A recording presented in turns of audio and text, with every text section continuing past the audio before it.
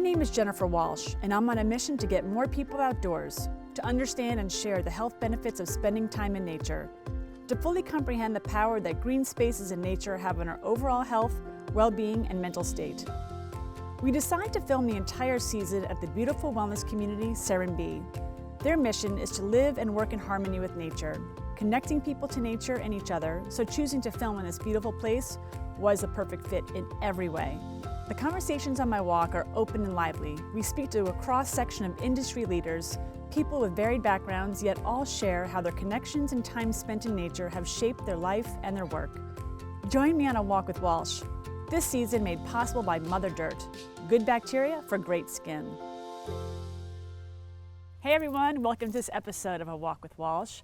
I'm so happy to have none other than Pete Dominick with us. Hello. I'm so excited to be here. You're at Serenbe. Back in Serenbe for the first time without my family. How weird is that? It's very weird because I'm always happiest when I'm with my wife and my daughters, and we stayed right here at the Stone Cottage twice, and so to be here without them is weird, but I have a lot of really happy memories right behind us. Isn't that cool? Yeah. Such a magical place, Serenbe. It absolutely is. It's surrounded by so much nature and so many things that constantly give you feelings and memories and ideas. Yes. And peace. Yeah. Oh my God, there's so much. There's so much to talk about. So you want to go for a little stroll with me? Let's go for a walk. Let's go for a walk. Isn't that what we're supposed to do I think here? that's what we're going to do here. We're going to All walk right. and talk, and we're in nature. We're just enjoying the This scenery. is an awesome idea. Tell us where you're from, because for you, like the New York City guy, and like New York guy, how did you get from that to like wanting to be on a farm in Georgia?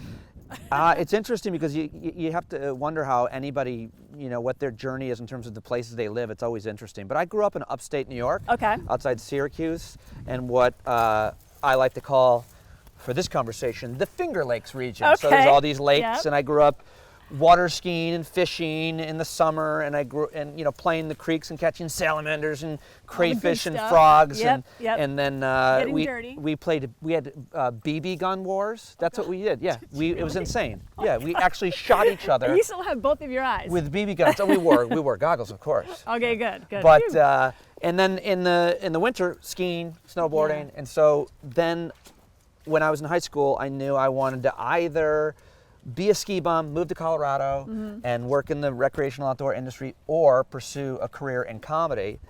And I did the latter because I really want to live in, bright lights, big city, New York City. And I moved to New York City. How old were you? 18. Okay. I was 18 when I first moved to New York City. Yeah, in 1995. And I lived there for 12 years. That's where I was when I met my now wife. And we lived there together for a few years. But during that time, I really lost my connection to nature. I was obsessed with my career. I loved being in the city. I was excited to be the energy and the people and the industry that I was in.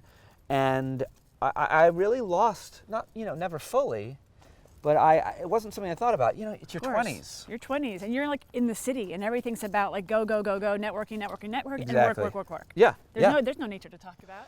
It wasn't a big part of my life. I try to get, in the parks in the city, I think, whenever I can, but it wasn't a priority because I was the priority. Yes. And, trying to meet women and work on my career and exercise, whatever, it was just your 20s. But then, anyway, after I met my wife, and we met in nature in the most beautiful place potentially in the world, my wife and I met at a waterfall in Switzerland. Oh, come on! Top that, anybody?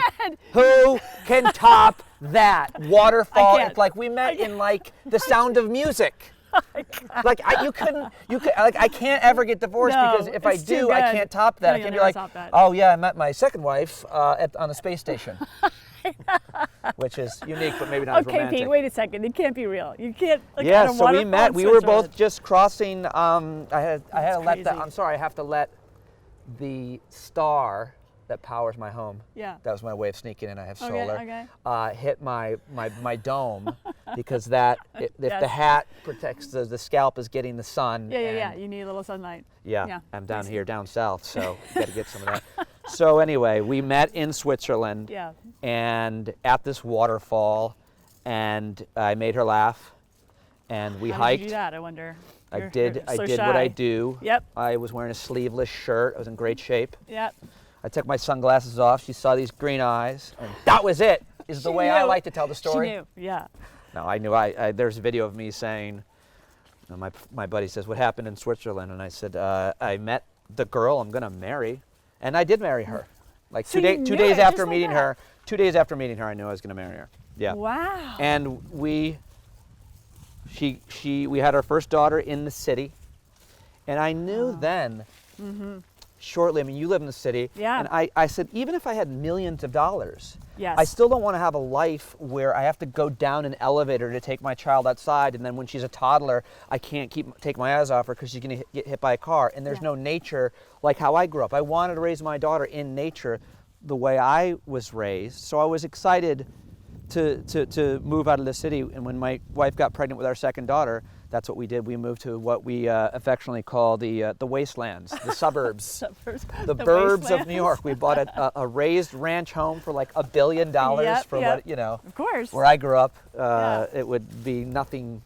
It would be nothing. But outside New York, it's $1 billion. But then that's when I really started to, I didn't want to leave the city, but I knew it was best for my kids. Yeah, yeah. But that's when I really started to rediscover nature. And now I'm 44, just turned 44. And so now I really want to move even further out and be even more surrounded by nature, which is why I'm so psyched to be here at Serenbe and with you and talking to you about it all, because my childhood in nature was amazing, magical.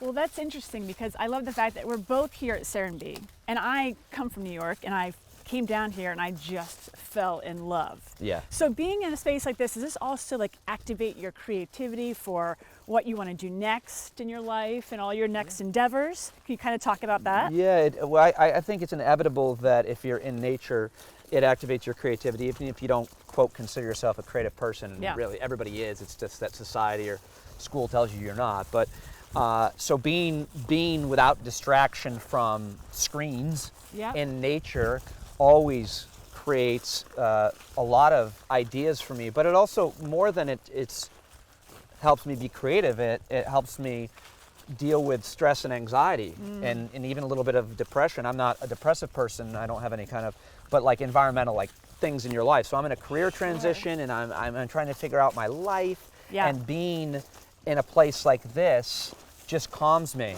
no matter what. Even if things are going perfectly fine, it just calms me. So I take a run every day outside, and that's at minimum what I'm going to get from nature. But I also am in my garden pretty much year round, and even in the winter I'm growing, from seeds under lights. So it's like nature inside. You got that side of you. I had no idea. Yeah. I'm obsessed with gardening. I'm not very good at it. I don't know what I'm doing. But you're doing it. Oh my gosh, there's a YouTube video for everything.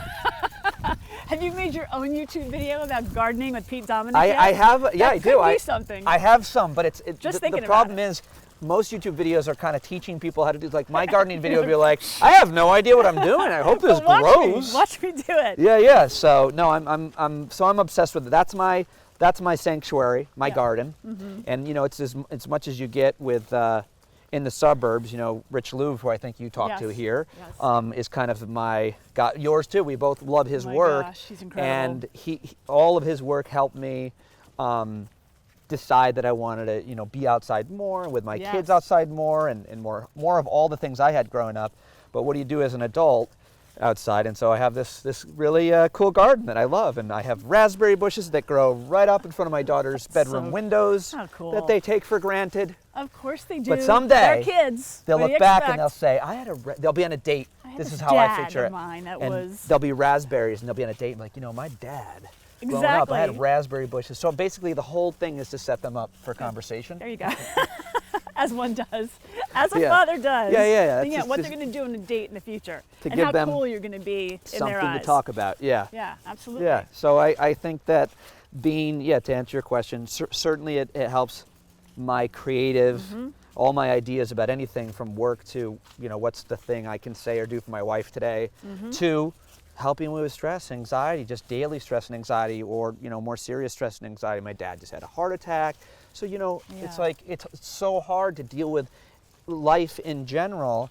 And it feels like sometimes everything is just so overwhelming and so burdensome for anyone. So and anybody who says that that's not true, I'd like to see your internet history. Yeah, you're right though. But you're absolutely right, because people don't talk about like stressors or just being like, God, this has been like, I'm going through a really rough time right now, because you also have to put this facade on.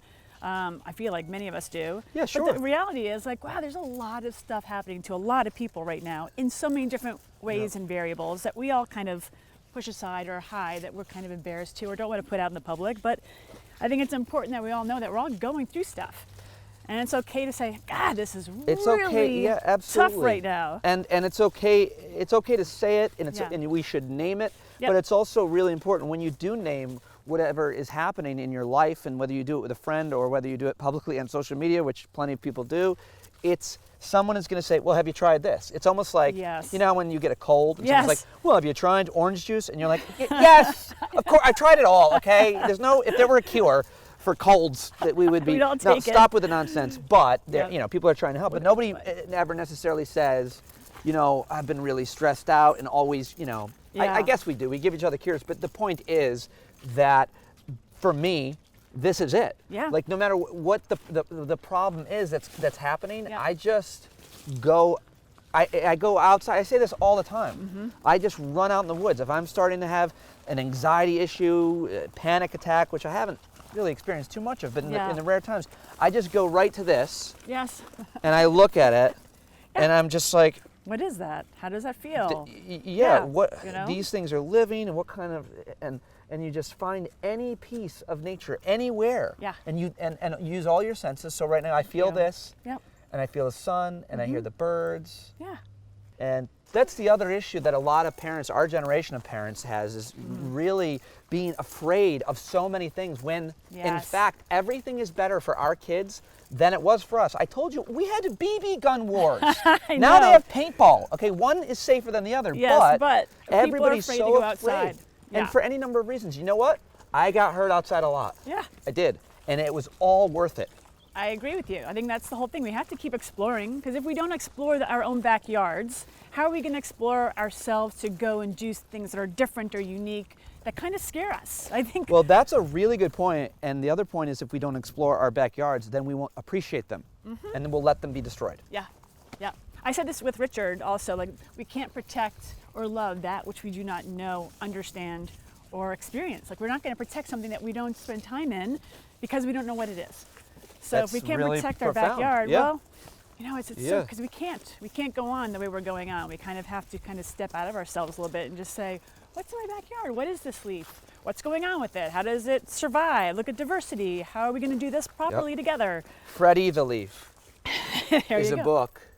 Freddie eats a leaf? Freddie the Leaf. Okay. You mentioned leaf, and as you said leaf, I saw a leaf. This leaf is dying. It's dead, one would argue, but look at how many leaves have fallen off this. They're here. Yeah. And so when I was little, like many little kids, I was terrified of death. We weren't religious. We didn't have a kind of sense of faith or afterlife, so I was really afraid of death. My mom gave me this book, Freddie the Leaf, which is about a tree's leaves that keep falling, and you keep saying goodbye to their friends, and there he goes, and he's scared, but then when he finally falls, he floats down to the ground, and he falls into the stream, and he's enveloped by nature, and he basically goes back to the earth. Yeah. And it was the first thing that ever helped me understand and not be paralyzed with fear when I would think about my mortality or my death, and that's how I view it now. Like, I definitely want to be you know, put back into the earth. Yes. And I've told my family, I was like,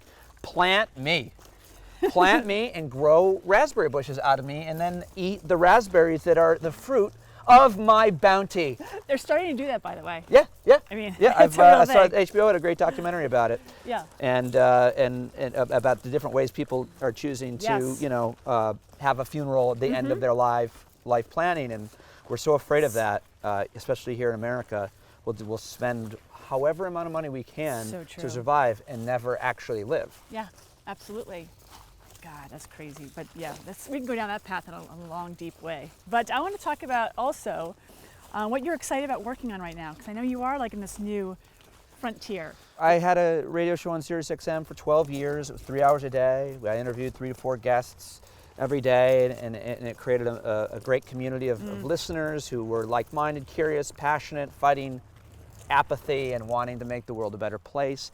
And I'm doing that now on a podcast, and hopefully YouTube elements. So I don't really know. I mean, I'm doing this podcast, I'm experimenting with that, and it's the same name as my radio show, Stand Up with Pete Dominick, and who knows? We'll see what happens. I'm taping a new stand-up comedy special. Good for you. And we'll see what happens with that, and figuring it out. I would love to do something connected to the environment and nature.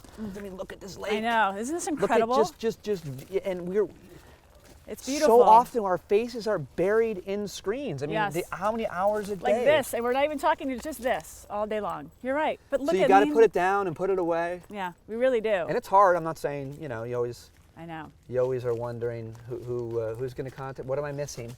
What am I missing? FOMO? Yeah, of course. But the problem with this generation of kids, and it's like my kids, I understand all of this stuff, and I have this appreciation for nature, but my kids are definitely struggling. They're so addicted to their phones, and they're so enamored with the social media, sure. Talking to their friends and everything. And it's not their fault. No. It's not their fault. I'm not blaming them, but I'm, as a parent, trying to make sure that they get a certain amount of vitamin N, as Richard Luke calls it, every day. Yes. And it's hard because I don't want to have a fight with them, but it's like, put down your phone and go outside. Yeah. Eat a mud pie or two. I mean, you with your mud pies. I mean, I can't help it. They were delicious when I had them. I just wish we had photos of you as a child eating a mud pie. I might have them somewhere. It could be out there. If you do, you've got to put them on the next episode. I'll let you know. I'll definitely Maybe we should make some just to reminisce. Yeah, we could. I'm sure they'd be delicious. I know how to make them just right. So many fun things about, our childhood in nature, and I just worry so much that I'm not providing that for my kids, and that they're not experiencing it, because it just, as we're talking, it just helps with everything. But you're doing it. You're actually aware of it, and you're actually making them spend time outside, because not many parents are even thinking about it, but you are. And I think that's a big difference. Yeah. Look how beautiful that is. Big one. Yeah. I like the big leaves. It's gorgeous. Look and I like their symmetry. Yeah. It's not unlike the symmetry in my face. Perfection. Perfection. Look at that. Utter perfection. Ding. Was the sun shining on my head just right? It's good. It's good. Perfect. Yeah. Your eyes look beautiful in the sunlight. Perfect. He knows how to grab the light just right. He's like, look at me More here. of a radio guy, but I'll do what I can. Here. Yeah. But I think you're getting them outside, and you yourself are exploring, like not just in nature, but like whatever you want to do. Like I think nature has helped you understand, like, okay, I get to move on and do some new things, and I don't have to do one thing. I can do a whole bunch of different things.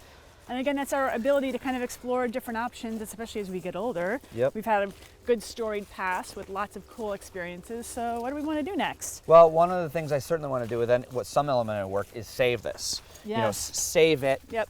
And try to make sure that we give our kids the same thing that we had. So through media or through policy or through activism, saving this from being overdeveloped and polluted is our responsibility. And I'm not going to lie, it really irks me when other people don't have that sense of responsibility with whatever your moral code is. If you're religious, of course, in every religion it talks about conservation and leaving things better off. Tribal people obviously understood that is their religion, and those of us who are very secular, of course, based on science and the future. Like, how is it not part of everybody's ethical code to not take more than they need? Yes. And don't get me on that economic argument. We could go on for hours about that. It's a whole different path, which could take us hours. But in saying that, would you really consider running for Congress or running for office in some way? I did consider it. After I left SiriusXM, or they left me, really. I was sitting at home wondering what was going to be next, and I got an email from my congresswoman saying that after 33 years, she was resigning. Wow. And I was like, well, I'm not doing anything. Why didn't I just do that? And it seemed like a very symbolic at the timing of it. Yes. But I waited out, and I talked about it for about 3 weeks with a lot of people, and I don't think, while I think I would do a great job in Congress, I think that I can do a lot better. When I left Sirius, I wrote down 3 sentences. I want to save the planet, save democracy, and make the world a better place for my kids. Yes. And so one way would be Congress, but I think I'm more structured, and my strengths lie more in what we're doing now, media and communication and comedy and television, radio, podcasting, and hopefully highlighting all of these issues and creating awareness and offering solutions and inspiring people. I think you can do a lot of that. A lot. Sharing your voice. And is my cape on? Yeah, your cape is definitely on. Is it too tight? This is my cape. There you go. See, a little color to it. Well, I think that's great. I think that's why it looks good. Yeah, cape looks good. Cape. If people just tune in, they're like, this guy, this guy got a leaf. It's my nature cape. There you it's go. my planet-saving cape. That's nice. Yeah. Yeah, it looks good on you. All right, I'll leave it there then. You want to leave it there? Okay, Yeah. be colorful. Why All not? So what I think is really cool is that you're doing it, because that's kind of why I want to do these walks, is to speak with people and elevate their conversations of why do you want to do it? What is it? What is important to you, or why is it important to you? And then we have to come together, and really, like you said, we have to come together. Well, that should be easy. Yeah. No, you're right. You're absolutely right. My cape is itching me. But you know, creating unity around a number of the issues that we are divided on will never happen, but it will happen on issues that we're not necessarily divided on. And so when people fall in this tribal left-right hustle, you're losing a sense of where you can work together on things. And it's just, for me, it's all nonsense. I have major issues with a lot of other people on any number of controversial things, but I have issues with my wife. She has issues with me. Yeah. I have issues with my best friends. I have problems. I don't agree with anybody on anything. My wife and I right now cannot find a TV show to watch together. Oh, no way. But the point is, that's where you work on compromise. You keep finding ideas, whatever it might be, where you want to go to dinner. People don't agree on everything. No, they and don't these have purity to. tests are preposterous, and what is happening, how media and social media is dividing us. People need to be aware of this, and they need to realize that even though that person might disagree with me on the most controversial issues, from the science behind climate change to abortion or guns, all these hot button issues, well, what if that person can help me fix this engine? Yes. Or help me change a tire? Or I don't know why I keep going to car problems. But whatever solution that we can work together on in our local community, much less on our planet, we can find ways to work together. And as you said, find unity. Coming back to even like being at Serenbe, I feel like everyone here wants to come together here for a greater cause. It certainly seems that way. Doesn't it? You know, I mean, every time I do come to this community, you know, that's why it was designed, because it forces people where I live, in the traditional suburbs in New York, nobody talks. Yeah. Like, we don't talk to each other. Yeah. Our neighbors, our next door neighbors. Do you even know who they are? Barely. Yeah. And then you come here, and it's designed for walking, and it's designed for not only talking, an interconnection with nature, but people are human animals, as we're learning in Rich Lou's new book, by the way. And you know, so you're connecting with animals and nature and plants, of course, but each other in a way that it doesn't mean you have to be in some deep relationship with your neighbor, but everybody here says hello and smiles. And I'm always, every time I come down here, I'm shocked by that. I'm like, hey, what are you saying hi? I know. Easy. Everyone. Easy. Everyone's hello. saying hi. Yeah, you don't know me. And I don't know you. It's so and, true. And, you know, we're New Yorkers. It's like people. Why are they waving to me? They don't know me. Yeah, I don't have anything to give you. Well, I was just giving you love in that very moment. Oh, all right. Well, shock me with Isn't that sad? That's a weird feeling that you come here, you're like, what? This is the way it's supposed to be. You're supposed to be able to, you don't have to have so much space between every home. I mean, listen, if you do, you do. That's fine too. And people are going to live in boxes in the city as well. But this is a kind of a community that's one alternative, and I would argue, and obviously a lot of people would, but we need to build more communities that are like this one, that are walkable, where the neighbors say hello to each other, where you have food growing along the sidewalks, where you are just constantly connected to nature through all of these different trails that are here. When I first came here, the very first night, the 16-year-old kid next door was just walking around on his bare feet. I was like, what's wrong with this kid? And then I realized, Poor kid has no shoes. No, what's wrong with me? Yeah. Yeah. Absolutely. It's me. Oh, but it's like we're so programmed when we're not here, because we've lived elsewhere and we grew up in a different way. But then we come here like, wow, this is the way I feel good. I feel really connected, like super connected to everything here, especially when I got here, the animals, which is really funny because Richard and I were talking about this as well. Just the minute I get here, I just want to see the animals. And then everyone else is like, hi, how are you? Oh my gosh, good to see you again. And it's just that, like you said, connection to your neighbors, because I don't really know. I live in an apartment building in New York City. I know maybe like 5 people in the building. Right. Maybe 5. I've been there 10 years. And 20 pigeons. Lots of pigeons. There's just not as much of a choice for wildlife in urban areas, and kids aren't getting that as well. And I'm obsessed with anything from a bug to a salamander to a bird to a cow. But in having that connection to other wildlife is also something that makes you realize that whatever your problems are, or maybe they're a little smaller. They're not as big as you thought that they were, Yes.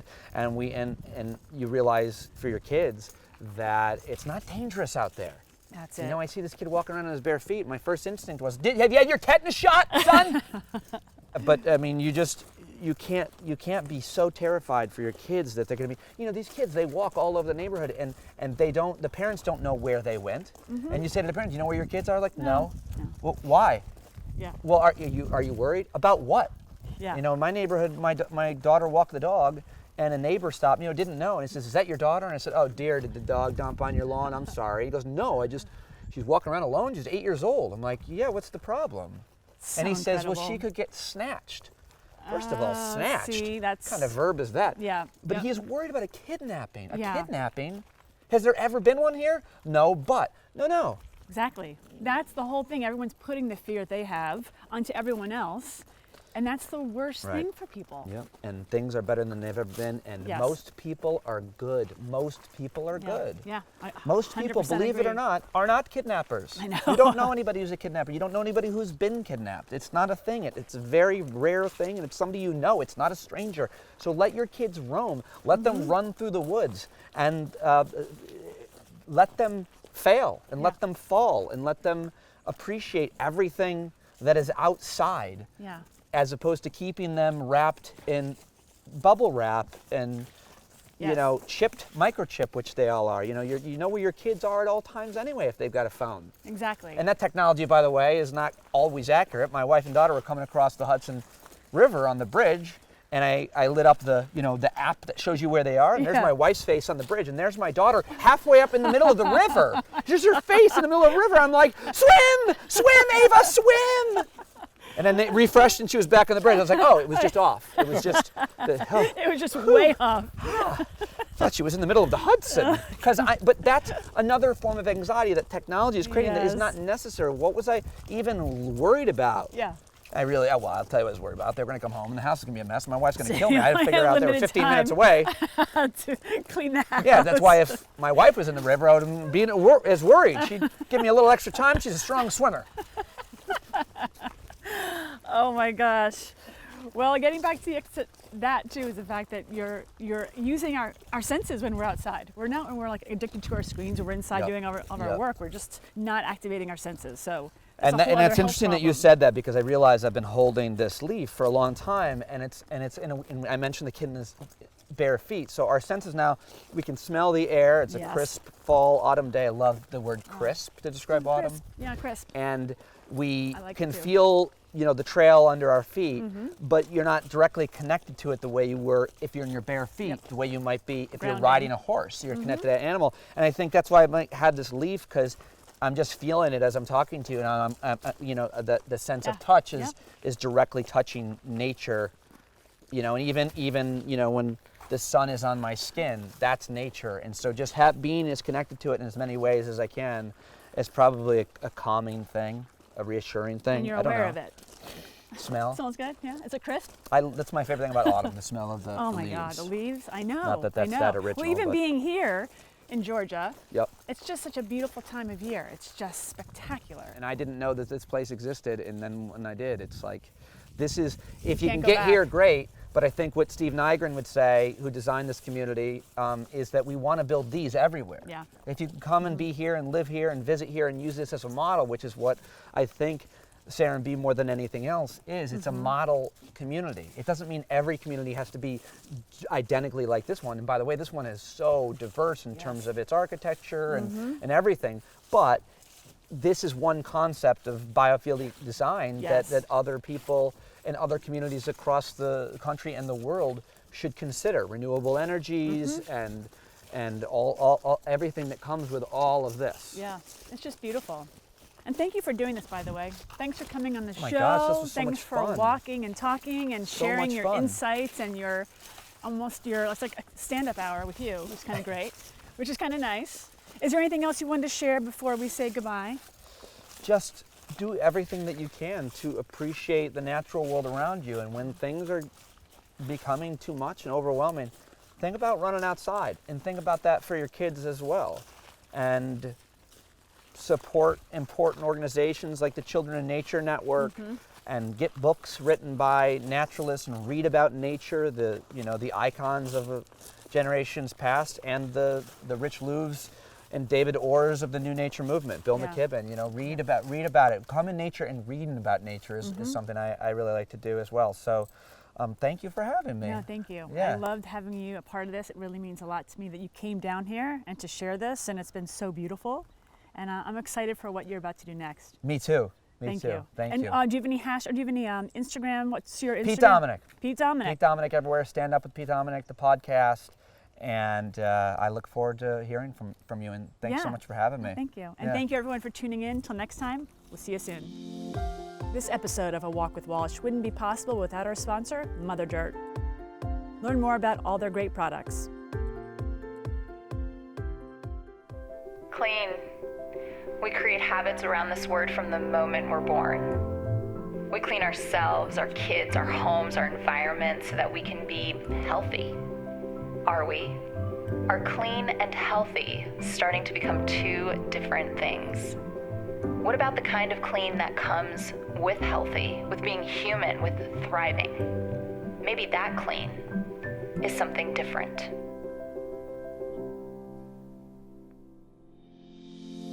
And I want to thank our season partners, the Inn at Serenbe and Igni Productions. Continue the conversation by subscribing to our YouTube channel and the companion podcast available at Apple Podcast. Thanks again for tuning in. See you next Wednesday for more walks.